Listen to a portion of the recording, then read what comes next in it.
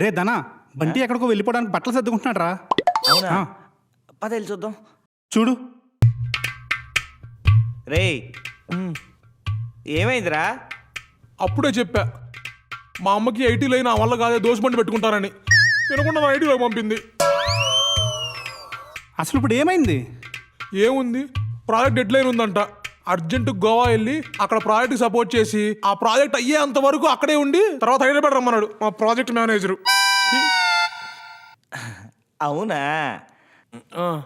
అవునరా ఒరే, ఎక్కడ ఆఫీస్కి నువ్వు డైలీ వెళ్ళవు కదా, అలాంటి నేను గోవా ఎందుకు పంపిస్తున్నారా?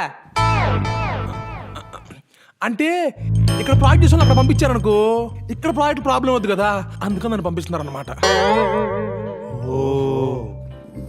సరే నేను వెళ్ళొస్తారా? రేయ్, అంతా బాగానే మేనేజ్ చేసావు కానీ ప్రాజెక్ట్ పని మీద ఏ బెంగళూరు చెన్నైయో చెప్పుంటే బాగుండేది. గోవా చెప్పి దొరికిపోయావరా.